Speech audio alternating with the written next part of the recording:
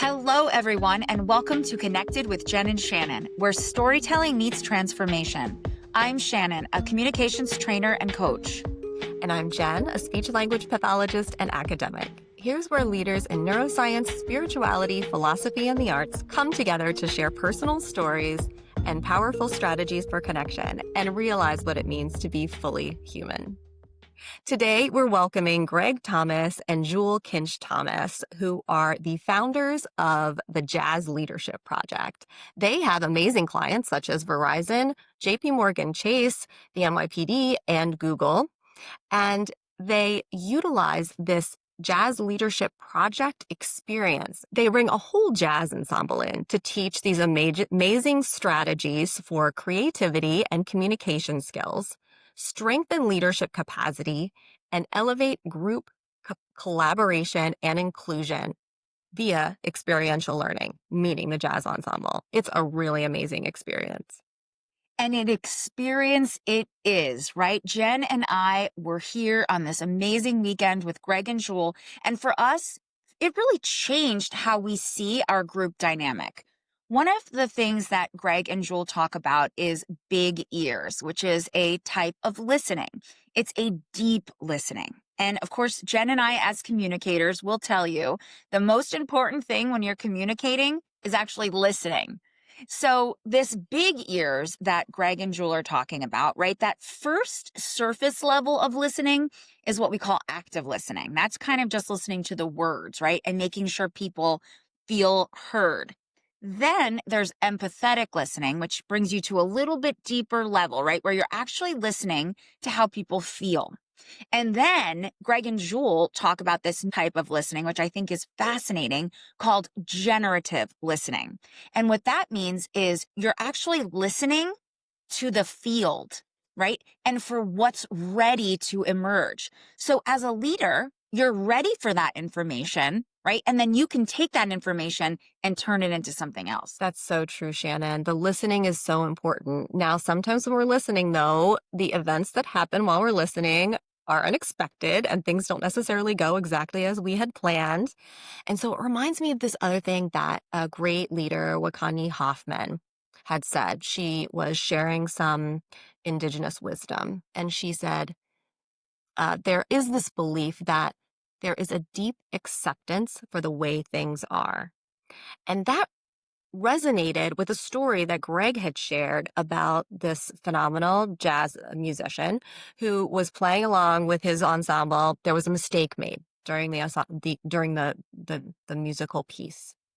And rather than decide that they weren't going to be able to move forward, he paused for a moment and made shifts and changes in the way that he was playing so that it ended up being a celebrated piece. And that's the way we need to be moving along in life. Interestingly, it also reminded me of something my grandma always used to say. She always used to say, that's just the way things are. And I remember it drove me nuts, especially as a kid, thinking, what do you mean that's just the way things are? We should change it, make it better. There are things we can do about that. Well, rather than making those changes, having a deep acceptance for the experience as it is allows us to unfold in the experience in ways that allow for growth. That was a great learning experience for me, Shannon, during this interview. I agree. And it kind of brings me to this next really big idea that they talk about, ensemble mindset. And the interesting thing is when you're in a band, right, when you guys are all working together, you start to actually think alike. All right.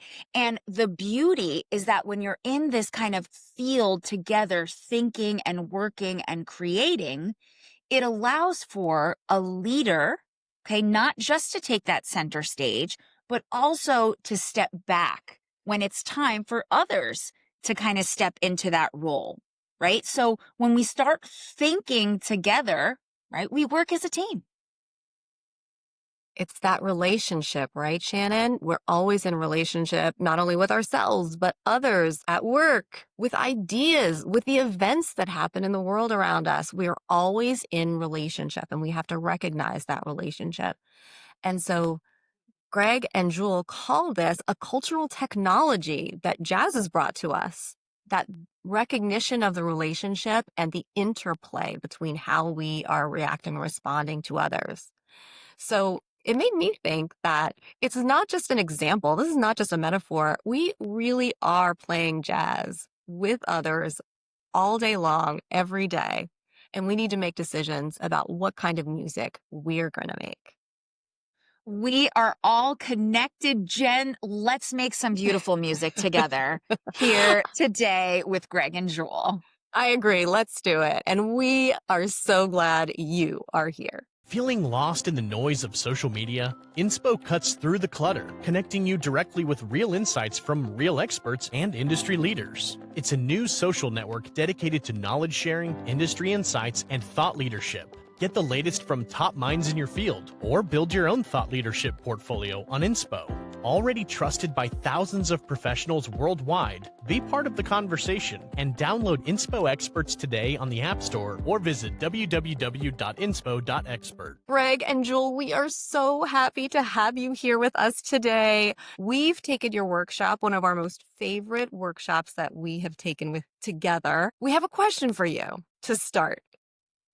What is it about what jazz is and what jazz does that makes it a good model for leadership and communication? Okay, well, it's delightful to be here, Shannon and Jen. So thank you for the invitation. Thank you so much. And I would start out by saying that jazz it's a relational model, and it's relational through the co-creation that happens on the stage between the musicians, and that's why it's such a beautiful and powerful model for leadership and an organization on the whole. And I would add that jazz is a model of collaborative leadership. So you have both the responsibility of challenging and supporting your fellow musicians, sometimes stepping out front to take the lead, say when you take a Mhm. solo, at other times stepping back in a support capacity like the rhythm section does. So there's a polarity dynamic that goes on of freedom within structure, Yes. the individual and the group together. And so jazz embodies all of that, and it does so in a way that really makes people feel good. So it's a great leadership model in that sense too. A great leadership model for high performance. Yes. That's what musicians are always striving for, and you'll hear about the masters of the music, and it's that foundation, that grounding, that enables musicians to both challenge and support each other and grow and evolve. So, if you put that into the workplace, what's possible? Everything, Yeah, right? exactly. Everything is possible. I Right. love that you say jazz is relational. Something that Jen and I talk about, well, our podcast is connected. So we're always talking about, two ideas or three ideas or four ideas coming together and then creating something special. We recently had John Vervaeke on the podcast, and he says, life is about dialogue, right? Life is about people coming together. When we remain on our own, that magic is not there, Right. right? It's That's limited. right. It Yeah. is Yep. limited. And innovation happens when you are connected with others, because the diversity of the ideas that are brought to the surface can be tremendous. And when you connect those ideas together, I mean, that's the whole point, I think, of creativity, is when you're taking from one place and another place and a different place, and you're putting something new together. That's what's magical. Absolutely. Yes. I'll give a quick example from jazz. So Charlie Parker, um, one of the greatest improvisers of the 20th century in jazz. He had been hearing as a teenager a particular sound that he couldn't play yet. So he kept hearing this sound, and he was on stage playing a song called Cherokee, which is a jazz standard in the American Songbook. And it was playing this song that he found that if he played, I get a little technical musically, if he played the higher partials of a chord, so let's say you have do, re, mi, fa, sol, la, ti, do. So do is the first note, you've got 8, right? So if you play 1, 3, 5, 7, that's the basic chord, right? But if you keep going up and you play 9, 11, 13, which is same as 2, 4, and 6 in the chord structure, but you play it higher, that was the sound that he was listening for and that he was trying to get to. He says it liberated him. So he transformed music in America with that innovation, but he did it on stage, playing with other people. And in his relatively short career of about 10 years or so, he did it playing with other people. And there's this example after example of kind of innovation that happens with other people. You may feel it and sense it and have insights, but it's when you're with other people co-creating Yes. that the magic happens. Yes, that's what Greg was referring to when he talked about freedom within the structure. There is the form of jazz, the structure that all the musicians, use as the basis, the foundation. But within that, they are able to play playfully into a different direction, a different chord, a different harmony, a different rhythm, and that's where the discovery happens and the innovation. So how do we find that? How do we find our people? How do we create that in our relationships with other people, in the workplace, with our teams, so we start to feel comfortable that we can do what Charlie Parker did? Like, oh, let me experiment with this a little bit. What if he was feeling if he was feeling afraid or vulnerable and decided, I don't think I'll try that. Jazz would be different today, right? Well, Yeah. I mean, to use him as an example, you have to go through um, being in the woodshed. You got to work on your skills, your craft, your knowledge. Um, See, there's stuff that we do with others, but there's stuff that you have to do for yourself and by yourself also. So Charlie Parker, I'm going to give you an example, same person, where before he had that realization, he was on stage, and this was seen in the movie Bird. He was on stage. He was even younger, and he was playing a song, and he was really learning how to improvise over chord changes and on certain songs.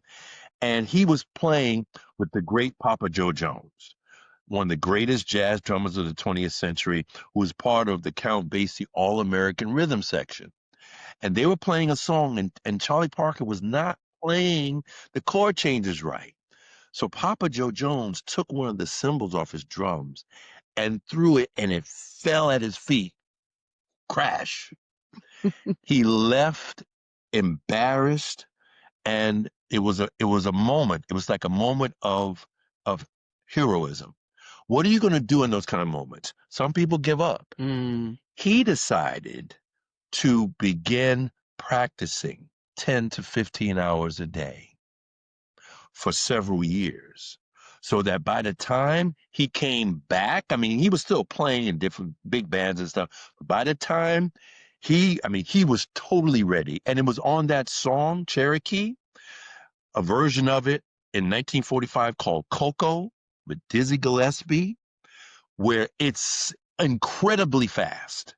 And he is just showing incredible mastery. It was like a dynamite, a volcano went off in the music. Oh my God.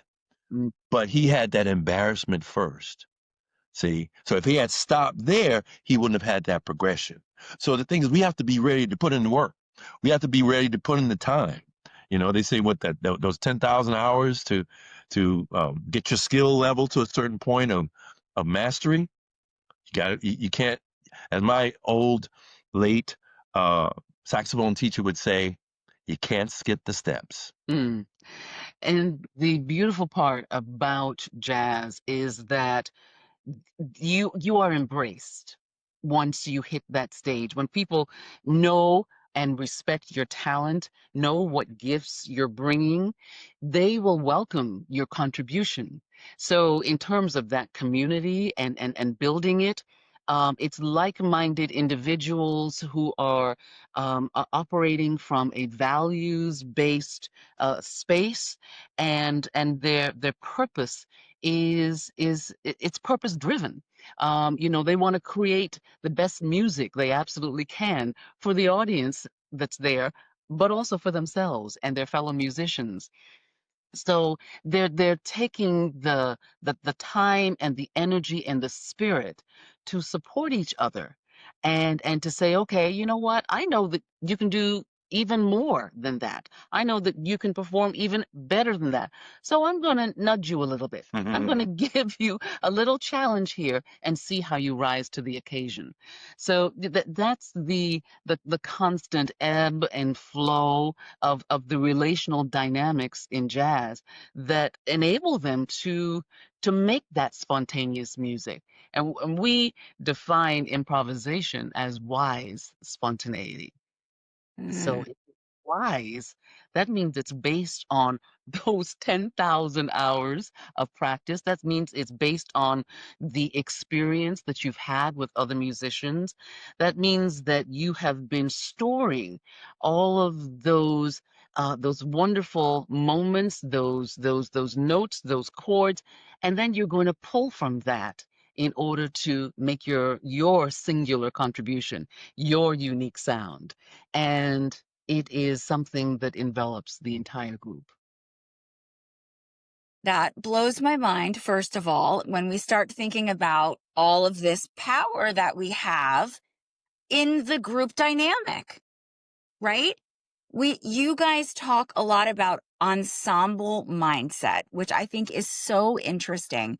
The thing about, bands, jazz, right? We don't just play together. They actually think together, right? Absolutely. So if we have this in our humanity, this ability to kind of attune with each other, to resonate with each other on an idea or a song or whatever, what does that tell us about what is possible, right, in our world today? Mm, Yeah, what a great question. Yeah. definitely. I think we have to realize that the beauty and power that we hear in jazz, when we talk about translating that Mm, in the workplace or just in our world, we have to recognize certain things that will be there. So there's going to be a diversity of points of view, of perspectives. mhm. They're going to be things that people will not see eye to eye on, and just come at it from different angles. That's fundamental. So the question is, how do you incorporate and integrate difference? How do you manage those differences? And then how can you leverage those differences? So sometimes you just have to agree to disagree. But sometimes, and this is where leadership comes in, you have to find a way to work it so that if you have two circles of difference, are there ways of bringing those two circles together so that they intersect? And that intersection point then becomes a place where we can agree and work together in spite of the rest of it being Mm, different right. and disagreeable. You know what I'm saying? Or one that you just don't see eye to eye about. So I mean these are different ways of working together through the difficulties we have, and there's so much division that we see in our society, in our world, but we need to have small pockets, small examples of what is possible, and then hopefully those examples together will lay down a foundation for people to better Mm, understand and better follow these models of being able to work together in spite of and even through our differences and our disagreements. yeah. Do you think that that place where you see that overlap is in that space, that shared purpose that Jewel was Yeah. talking Good. about? That's good. Yes, I would say absolutely. And it's the ability to recognize that, the ability to be able to step into that space and understand that there is an interconnection, there is some commonality, there is something there that takes from both perspectives and creates something new, something different, so that you're not isolating yourself and your particular leadership style. You're saying, okay, there's one of our principles is shared leadership. Right. And the notion of shared leadership is that I'm recognizing you as a leader and respecting your thoughts, your ideas, and your approach, so that I can see the value that that can bring in a particular circumstance. And once you take that that perspective, it's so much easier then to open up the space for possibilities. What can shift here? What pivot do I need to make, or does my colleague need to make, in order for us to understand that there is a way forward, that we can navigate this, as two separate individuals, but into that shared purpose. I like to add to that.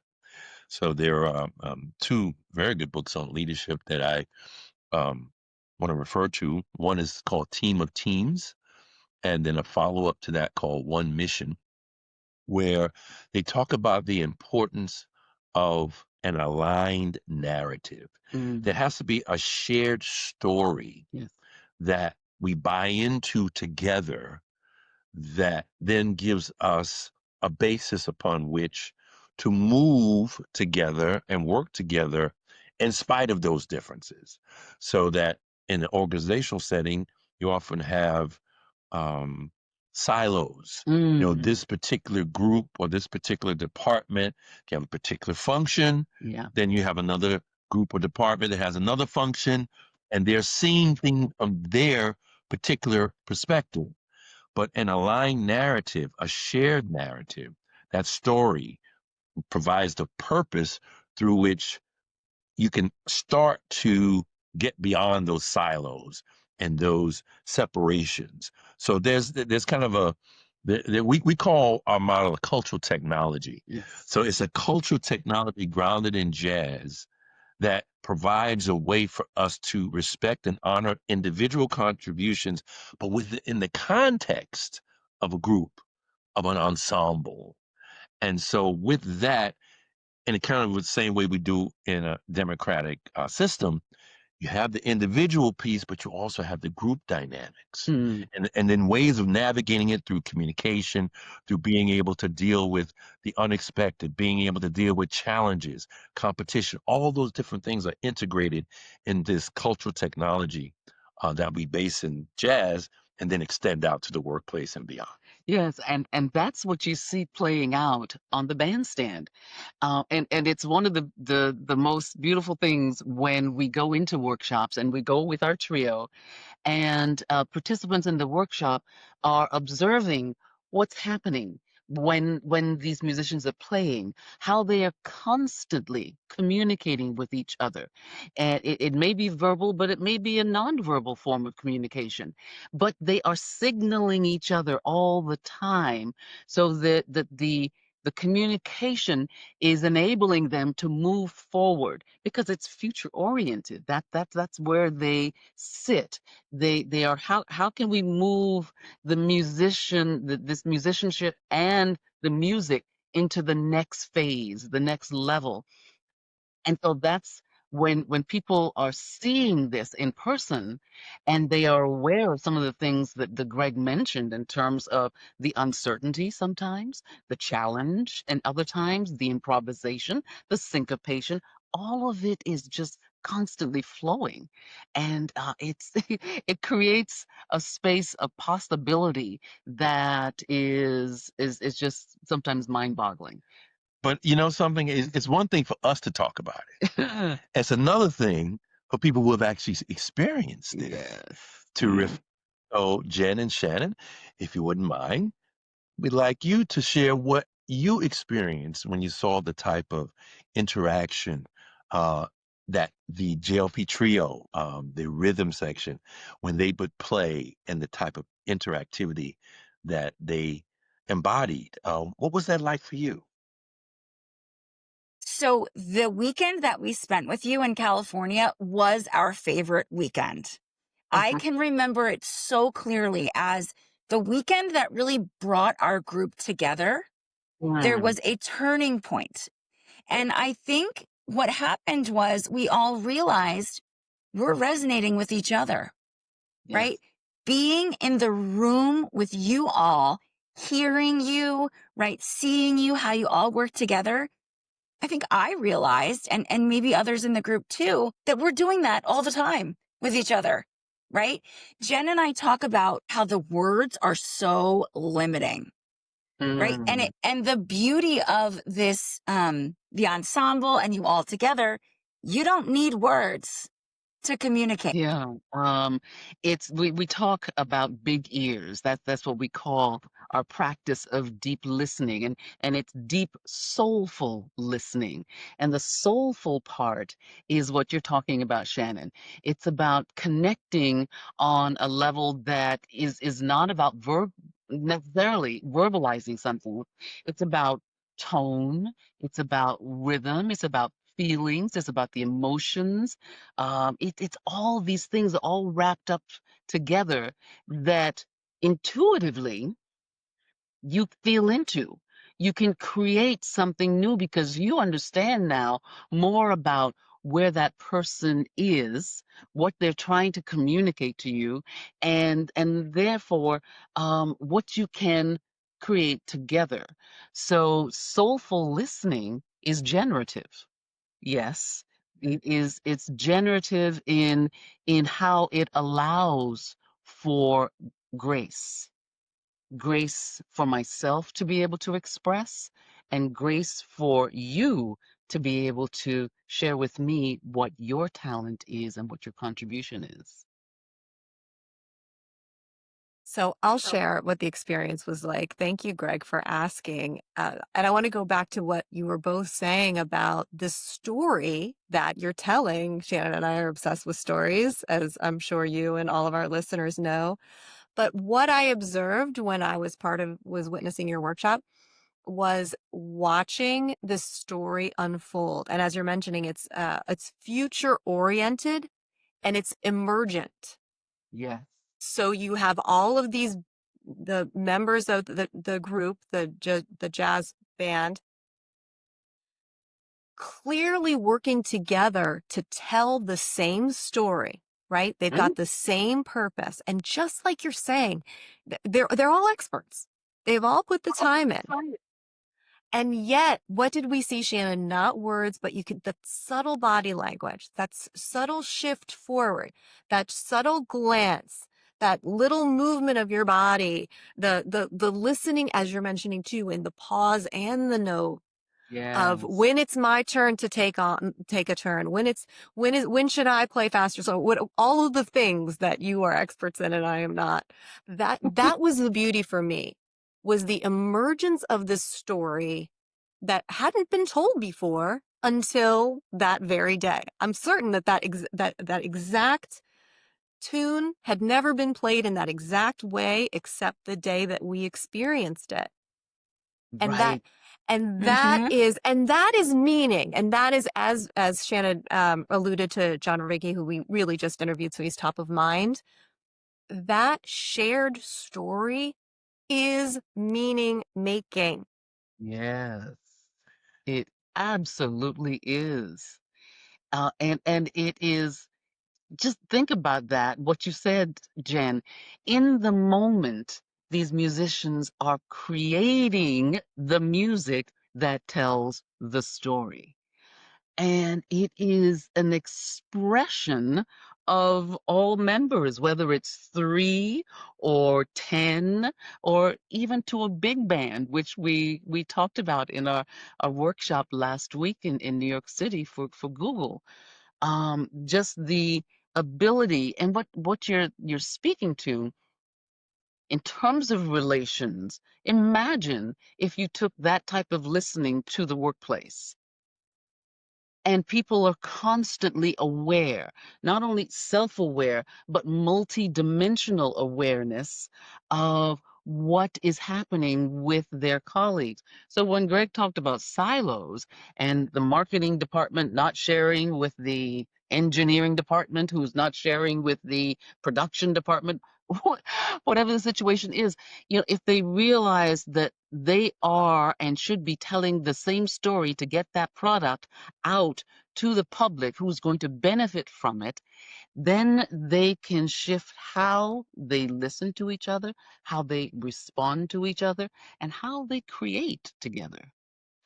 I would add to that by saying the specific example or exercise that you're talking about, Jen, was the exercise, and it was the first time we had actually done this exercise called layered listening. Yeah.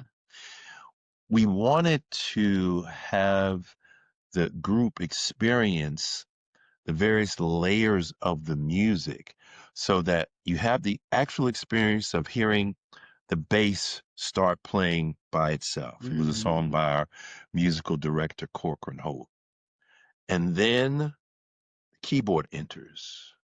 And it was an electric keyboard, and it had kind of like the sounds of the way he did it. I was thinking that when he came in, didn't sound like a piano. It just sounded like something that where you were floating or something like that. Mhm. And then the drums came in. So each time artists came in, it added another layer. Mhm. So you went from individual to the two to the three, and then talking about emergence, something even beyond just the three of them is created. Why? Because we were there, you were there, and we were experiencing it together. So in the field that's created, Yeah. something very powerful. And in fact, you recall, there were some people who actually, were moved to tears in that exercise. It was very moving. Ah.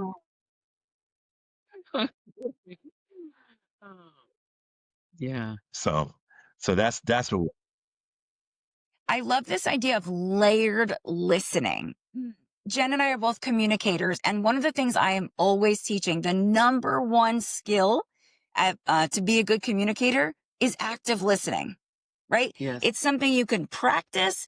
It's something that really takes shape in any situation that you're in, whether it's in the boardroom, whether it's in an interview or just conversations, right? It's that deep listening that kind of brings Mhm. you to the next level of what's really going on, that next level of awareness, right? Or what Sanjay Manchanda says is the field, right? He calls it the field. Yes, I heard you guys say that. And Jen and I, that really resonates with us.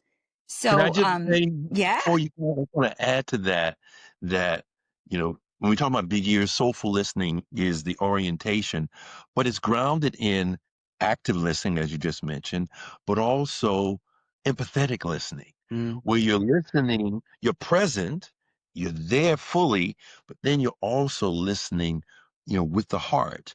So it goes beyond just the situation, and you're connecting on a human level. Okay?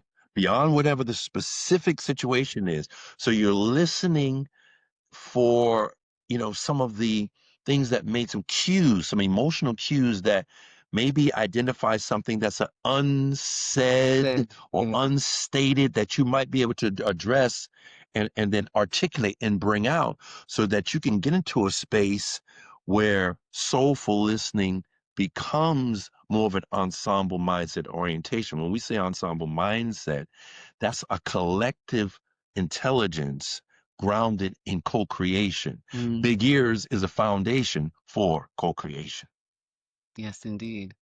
And it's that big ears, deep listening is about not only about attention, it's about presence, attention, and intention.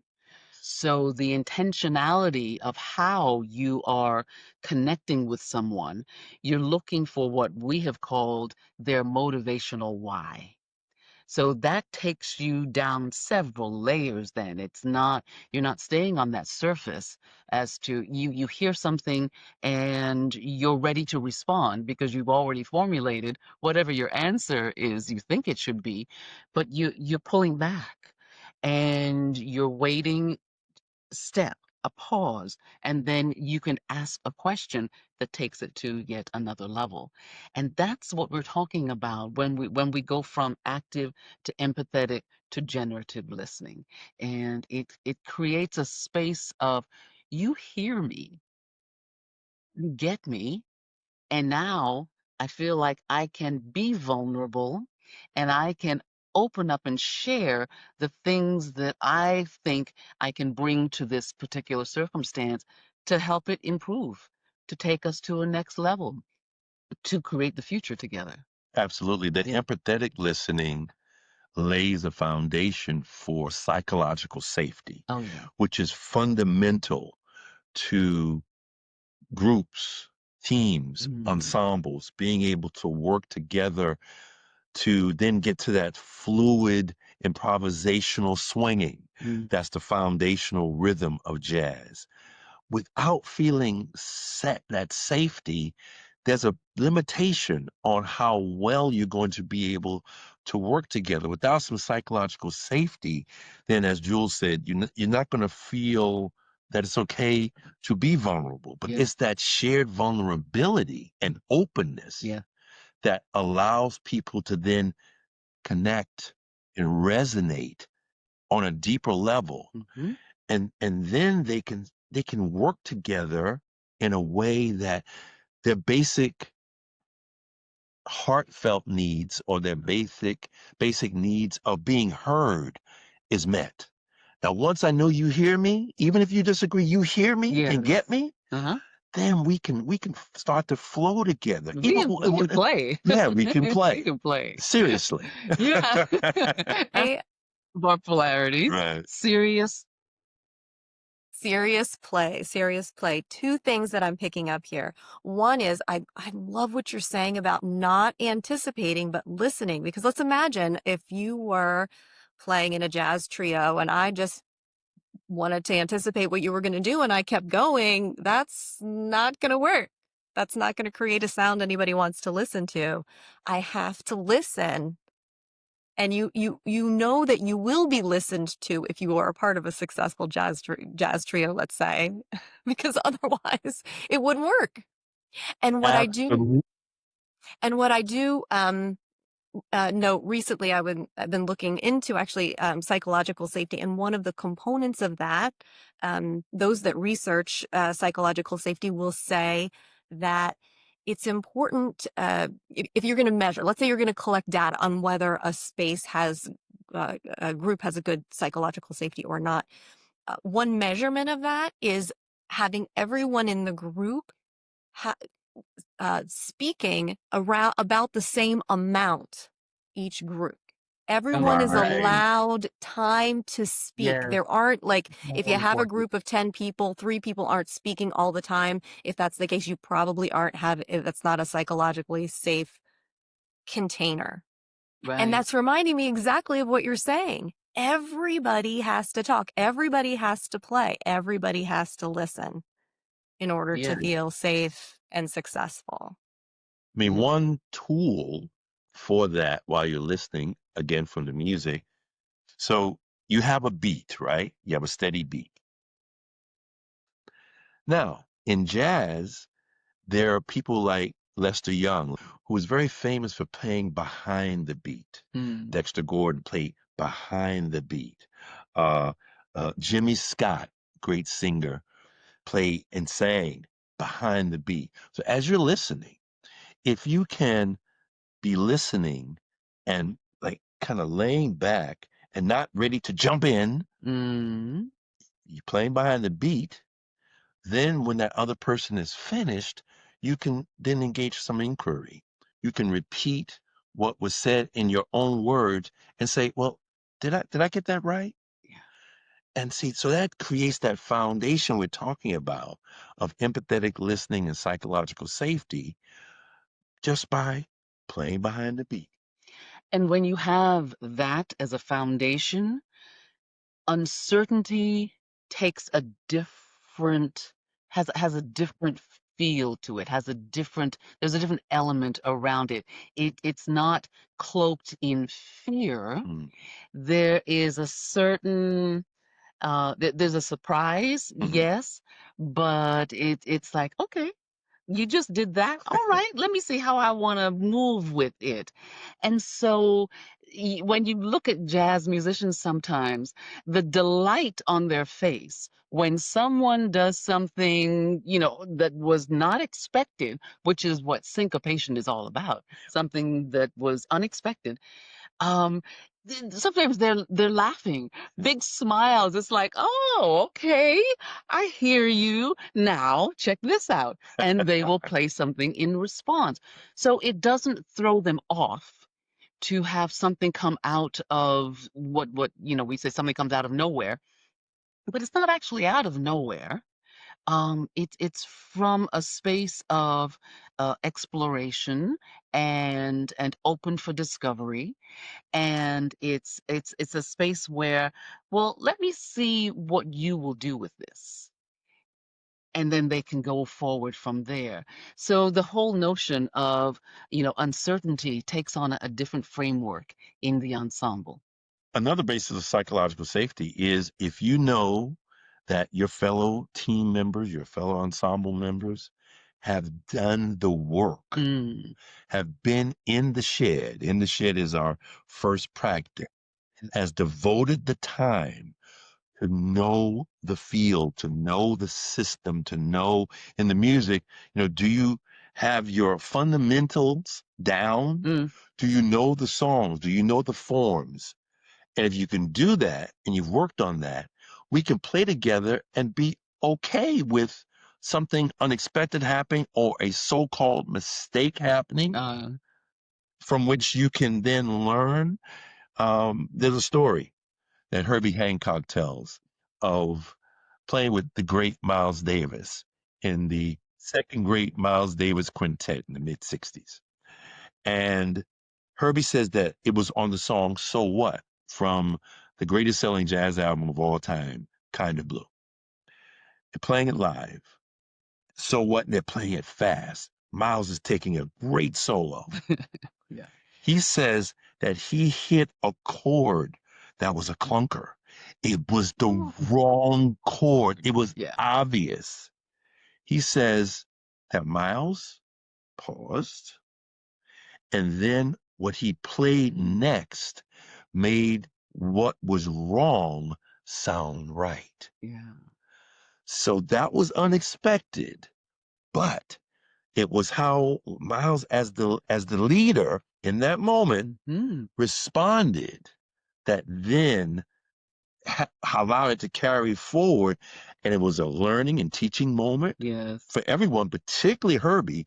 And he says he realized that Miles, now, of course, Herbie has been a Buddhist for decades. So this has that orientation. He says he didn't necessarily look at it as a mistake.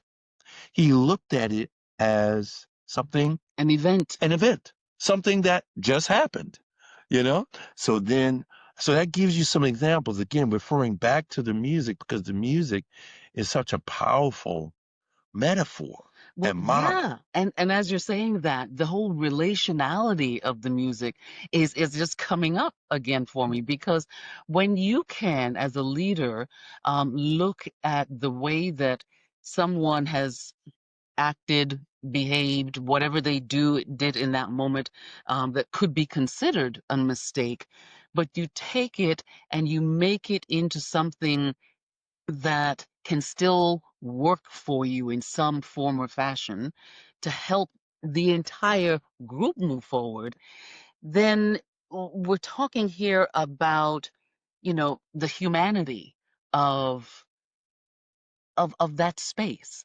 We're talking about the humanity that I recognize in you and that you recognize in me, and that we can still move forward within the framework of whatever comes up. I keep thinking about that Venn diagram we were talking about, where we're trying to find that gray area of, coming together. And I'm thinking it's empathy that brings us, empathy is such a human emotion that when we can express that to someone else, it Hmm. takes, it gets rid of everything else. When I worked in healthcare, I used to talk about empathetic listening all the time, right? Someone comes into the ER and they are mad, they're angry. The, the best way to de-escalate any situation like that is to inject a little empathy. It takes 1 second, a little empathy. And then I also hear you guys talking about the pause, right? The Yeah. art of the pause. So in Yeah. that situation, like conflict resolution, right? You don't know what you're going to get when someone comes into the ER. Offer them one drop of empathy and a pause. And now you have a connection, right? A human connection that was formed. And everything changes after that I, moment. I was thinking about something that happened to me relatively recently.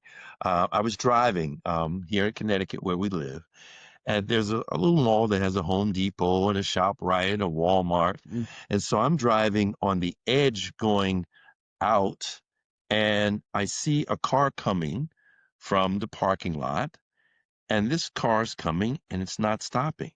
So I have to veer to the right, and the tires on the right side actually went against the curb on the edge. Mm. And I was, oh my God, I got so angry. So I turn the corner and we come to a stop sign, and I'm like, what is? And so this woman said, "You're right. I'm so sorry." And at that moment, it just Mm. calmed me right then and there, because she acknowledged what she did in the moment and said that she heard me and felt, and that's all I needed. And it de-escalated right away. So I think that might be an example of what you're talking about, Shannon. It's exactly what I'm talking about. Thank you so much for sharing that little story. Yeah. One thing I'm thinking about in your example, and thank you for that terminology of syncopation, right? That you're saying that's the name of something that's unexpected that happens in this musical experience. Is that it sounds like a great musician has empathy and has curiosity Yeah. about what can I do with this next, right? Oh, okay. Well, here I am. Here's this kind of odd chord. And the curiosity about something great can emerge from it, rather than this like judgment. Oh my God, what a mess. Now it's ruined. Completely different I mindsets. Oh yes, I would say that curiosity is a core element of creativity, because once you are curious about the how or the why or the what of something, you're going to investigate and you're going to look at it with new eyes, because there's something there that you want to discover. There's something there, when we're coming back to emergence, that wants to emerge, a new possibility. So, yes, curiosity as a way to understand, more about where we are and how we can make a difference in whatever line of work we're in going forward, I think is vital. I think about beginner's mind Mm, when I hear that. A beginner is full of curiosity. A beginner, is open to wonder, like a child. Like a like a child. child. Mm-hmm. So I know that in the Blue Sky Leaders program, the contemplative dimension is important. So one of the people who we follow is Reverend Michael Beckwith Mm, of the Agape International Spiritual Center. yes. And one of the things that he says, that when you're meditating and he's doing a guided meditation, he says, this is your first time. You could have been meditating for 20 years. He said, think of it as your first time. Mm. So that dimension of openness and curiosity and wonder could still be there. So that's what I hear when I hear Jewel say that. You know what? There's also awe in Yes. curiosity. Yeah. There's an awe about what it is you're observing and what it is you're experiencing. Mhm. And I think if we take that, even a sliver of that, into the work that we do and how we do our work, because I know that the musicians, I am in awe of the musicians every time I see them, and in how they are creating and bringing that magical touch that only they have to that moment. Right. And so when something is awe-inspiring, it's going to help you shift your approach. It's going to help you open up that world and sphere of discovery. And I love for and I wish more people thought about themselves as artists in terms of that space, because then you can be more curious, Yeah. you can be more creative, and you give yourself permission to do all of the above. Yeah. And Joel, I have two more questions for you. One thing I'm thinking about is is there an official leader of a jazz group, a jazz trio, a jazz band? Is there someone who's kind of in charge, even though everyone leads at some point during a performance? And if there is someone who's the leader, what are the special qualities of that person that allows for this exchange to happen so that this amazing music can emerge? That's a good That's a question. fabulous question. I love it. Yeah. And I'll take the first part of that. Um, There, most of the time, yes, to a leader. It may be the name of the person who is on the marquee, or you're coming to see the Zakai Curtis trio.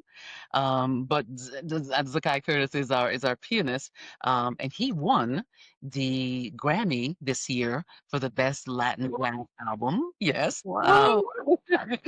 So we have extraordinary musicians who work with us. Yes. But as I'm saying, you know, Zakai can have his own group and lead his own group, but then he can also play with a quartet somewhere else, and then he is inserted into that group of musicians.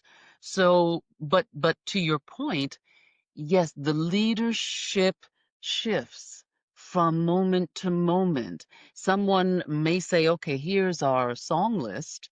But when they're up on stage, they have they have a what's the word I'm looking for? The essence of what they're doing is the purpose driven understanding that they're going to create beautiful music, and whoever takes the lead in certain moments is that's what they're working towards. Well, that's the thing about an improvisational art form. Mm, So you have, as Drew mentioned earlier, you have the foundation of structure, but you also have freedom.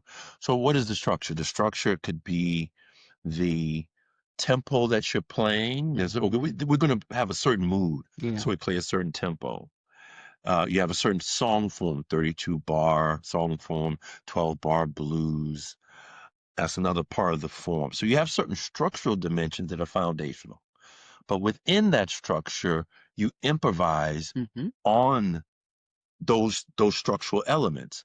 And in the moment of improvisation, and when I say improvisation, I don't just mean the individual who is quote unquote taking a solo, because even with the bass player playing the bottom notes of the chord, and even with the drummer playing along with the bass player to create that swing where he's riding the cymbal, how the drummer accents and when the drummer accents, and maybe how the phrasing of the bass goes that's improvisational in the moment. So it's structure and freedom for them too. And sometimes in the course of actually improvising on a song, one of the musicians, and it doesn't have to be the person on the marquee, makes a decision to do a shift in the moment. And in that moment, they are the leaders. And usually, and this is why you have groups that are play together, not just as teams, but as high performing ensembles, then everyone can just flow with that. And then because they have a grounding in the structure. Right. So if they go out here, they can always come back. So yes, leadership again in jazz is shared. You might have one leader who's the name on the marquee, but they share it in the moment of enactment. Now, I will share that we have a video, and we shared it with the group that we just did that we mentioned for Google last week. And the video is the Roy Hargrove Big Band playing September in the Rain. And it is fabulous because and to hear the feedback from the participants is always interesting when they watch what is happening there. I don't know how many members in the big band, maybe 30, Oh no, not that many. not even that many. But I said about 14, 15. Okay. Hmm. And Roy is there at the front, but it's his movements and his interaction with the big band that is really interesting as each section of the big band is playing. So there's the horn section and the trombones and the trumpets and all these different sections. And Roy does not stand at the front and is conducting all the time. He's moving to the section that is playing in that moment and just standing beside them. And then he's saying something with his body about how he's responding to what they just did. You know, it could be just a gesture or the way that he is saying, yeah, that sounded great. And then he's moving away to somewhere else. And he's giving all of these cues as the song is playing. And it's wonderful to watch the transitions and how he is both encouraging and co-signing and affirming, and it's a thing of beauty. It really is when you see it and you understand what's happening here as a leader, how he is helping things to move forward, but he is not rigid and he is not saying, okay, it has to be done like this, otherwise I'm going to be unhappy. It's go for it. Absolutely. Yeah. Speaking of a big band, I've been privileged to observe the Jazz at Lincoln Center Orchestra, led by artistic and managing director Wynton Marsalis, in rehearsals. And I've witnessed how Wynton, as the name leader of the band, will share leadership. So you have various concerts. Usually there's an MD, a musical director of that particular concert. And that responsibility is shared. So you could have like Sherman Irby, who's the lead alto saxophonist in the saxophone section, who's leading musical director for a particular concert. So there was one time when I saw, and Wynton's in the trumpet section. So you usually have the saxophone section in the front, in the middle is the trombone section, and behind them is the trumpet section. Okay. And then surrounding them, you've got the rhythm section. You got the piano, bass, and drums that are together. So those are the four main sections.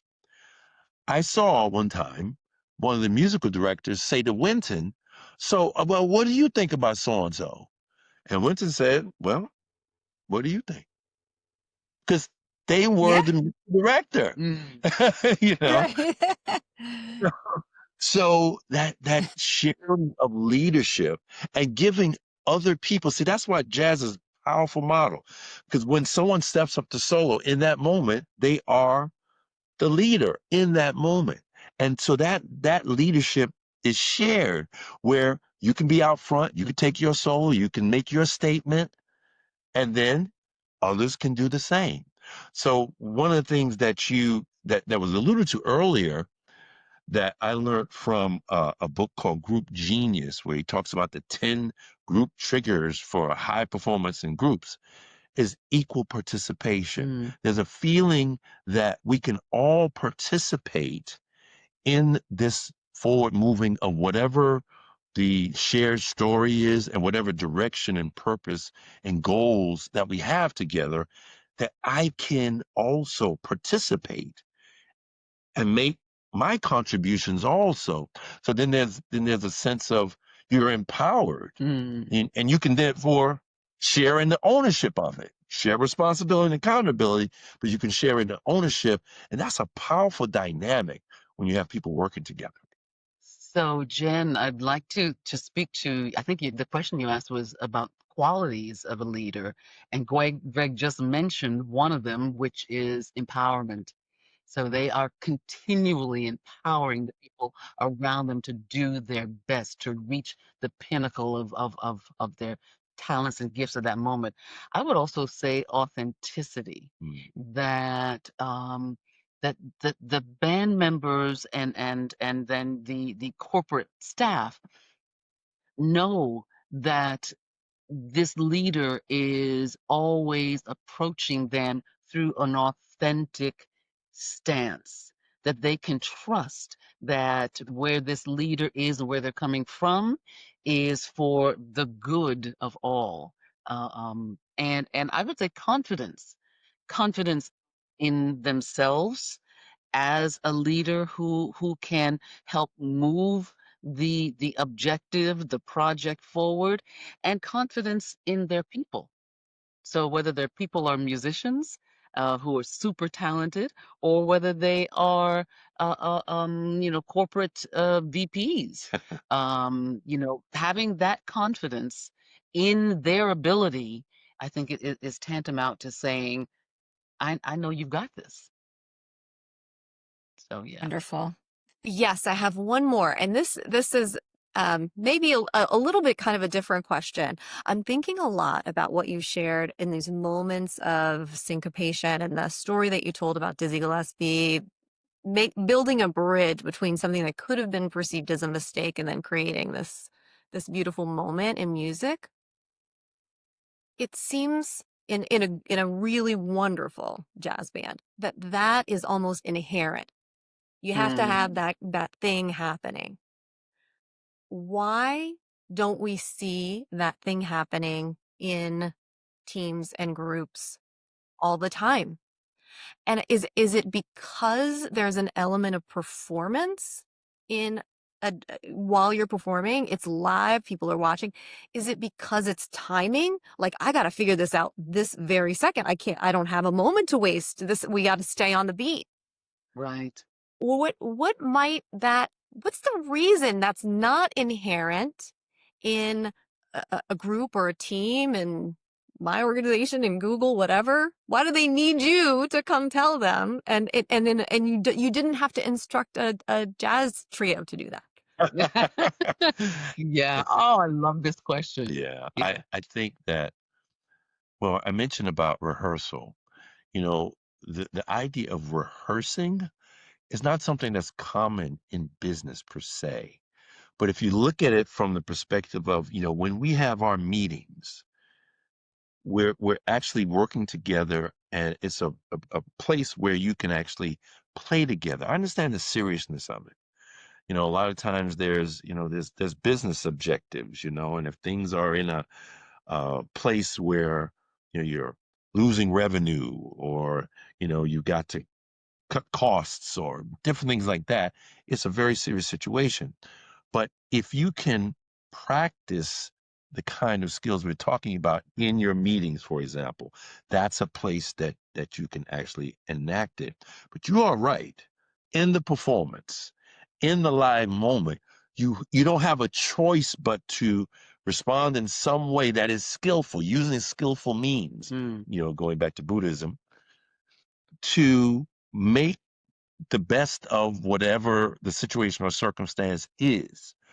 So that orientation is inherent in the music. It's not necessarily inherent in the workplace, which is one of the reasons why we're trying to infuse Yeah. into the workplace more of these performance and musical and creative principles There and are, practices. yeah, there are so many ways that fear Mm, Mhm. drive what is happening in the workplace. yeah.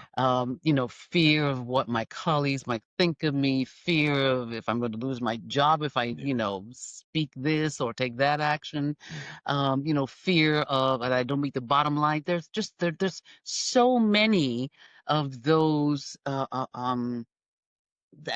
there's so much of that going on that it is really difficult for people to feel like they have the freedom to be able to experiment, to express, to discover, and that's where the music, that's where the music is.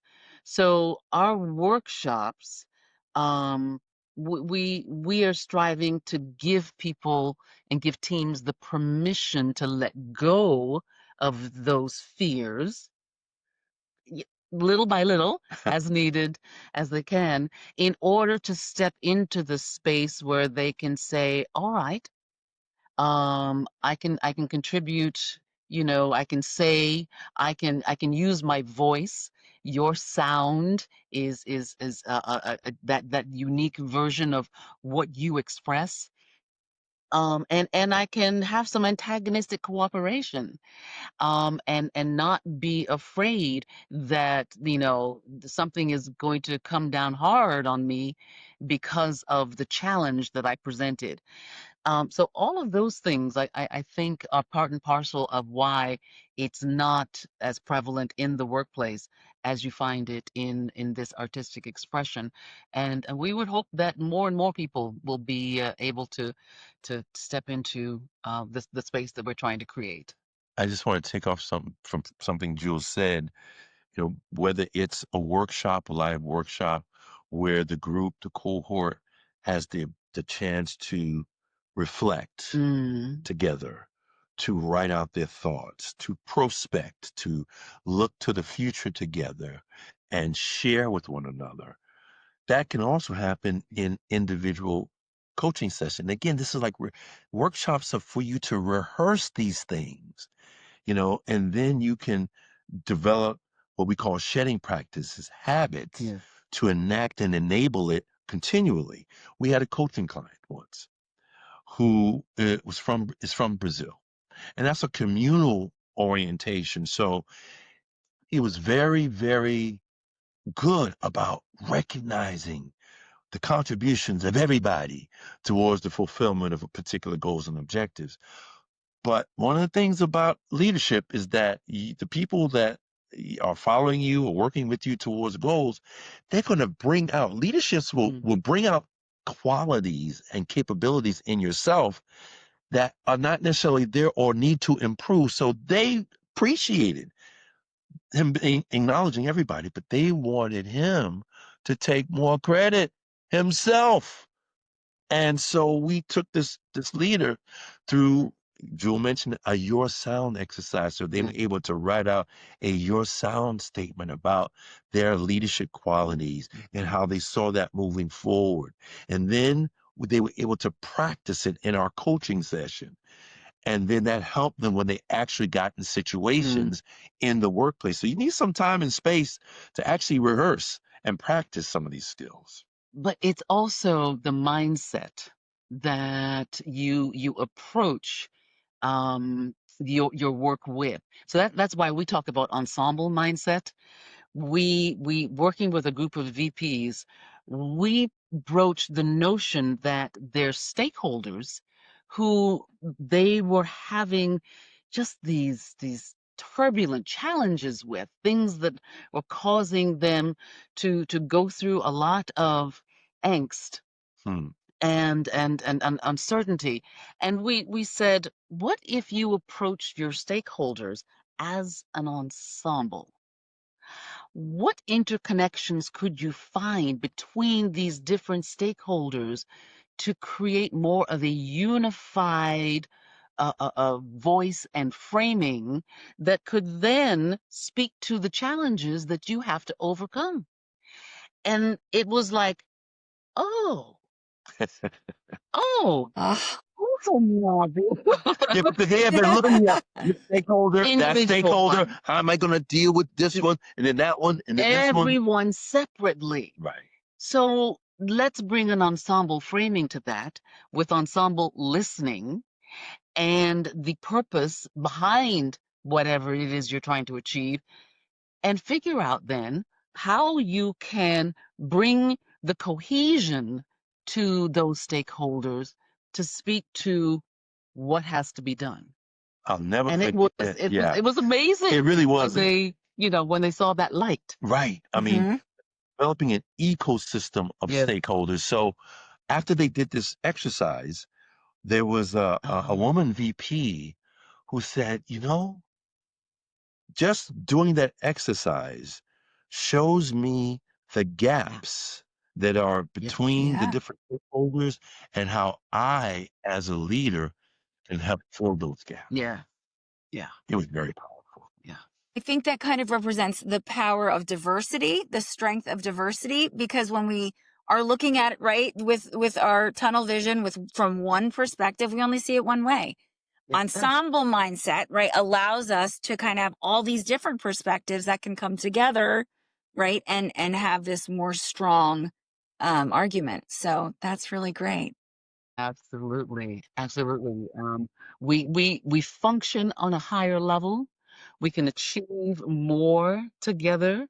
The level of our innovation can be elevated to levels that we can't even imagine solely as an individual. But you bring that diversity together, Shannon, and it creates a totally different landscape for us to work from.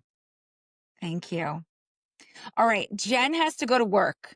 Yeah. So otherwise we could stay here all day. Like I could listen to you all day. I haven't looked at my notes like one time. I've just been like this listening to you guys. We're Mm. moving on to ask you a question we ask all of our guests. If your vision of the world could be limitless, what would be your new bliss? This vision of a perfect world in the future, what would that be? Mm.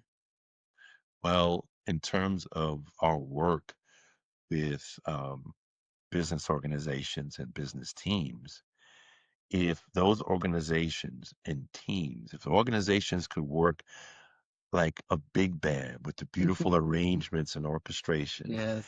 if the smaller teams or ensembles, as we like to say, would be able to work together where they had that structure and that freedom, where they could be serious but be playful, if they could have the joy, That's it.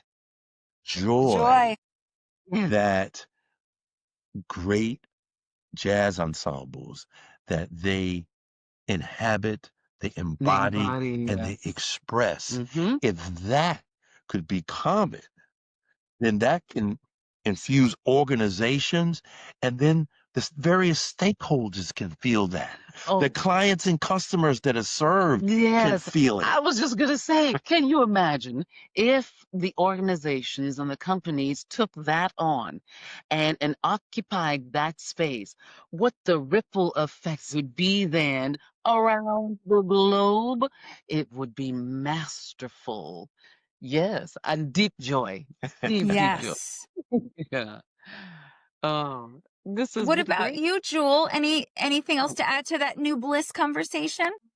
No, I would just tether myself to Greg's deep joy in the workplace and deep joy in creativity so that everyone is feeding off each other in terms of all of the talents that we all have, don't always recognize.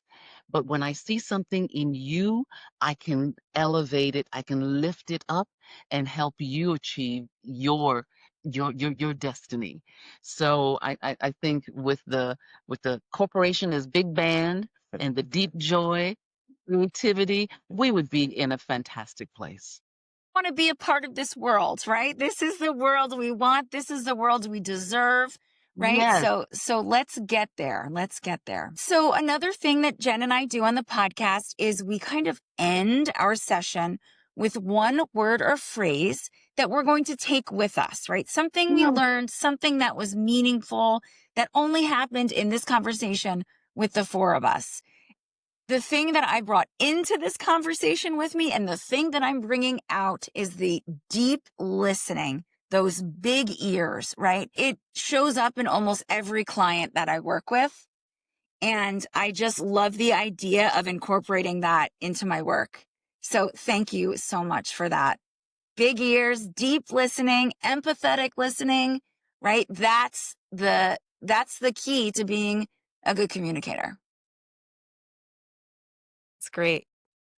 I'm taking with me syncopation, which, as I understand, it's these moments of unexpectedness in jazz. Yes.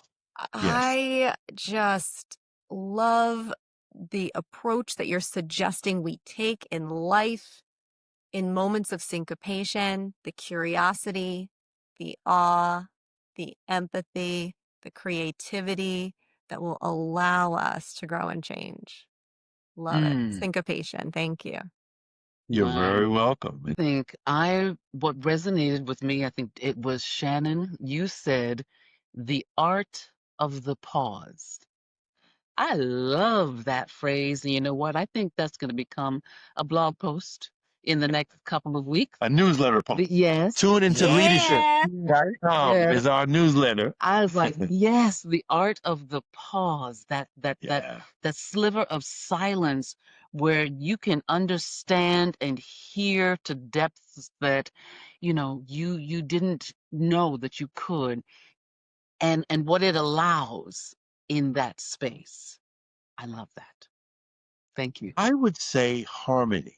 Mm. I felt that our conversation was very harmonious. And the thing about harmony in music is that, you have polarities. So sometimes harmony comes from dissonance or something that doesn't sound consonant. You have dissonance that turns to consonant and harmony. You have tension that turns into release. So I really feel this was a harmonious conversation, and I appreciate it. And I'm hoping that those who listen also feel that harmony. Think they are going to feel connected, right? That is our goal at the end of this episode, to feel connected. And I certainly feel connected to you all in this moment. So thank you so much for being on our podcast.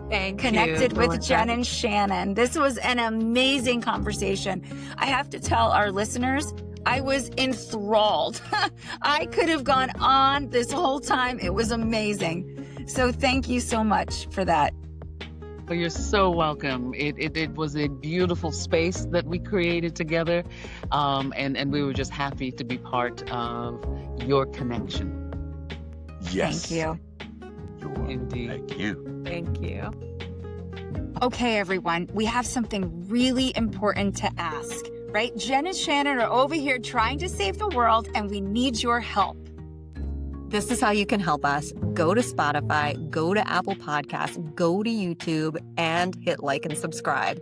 And let us know what you think. And here's the thing, we're building a community, and this is the first step. We can't wait to see you there.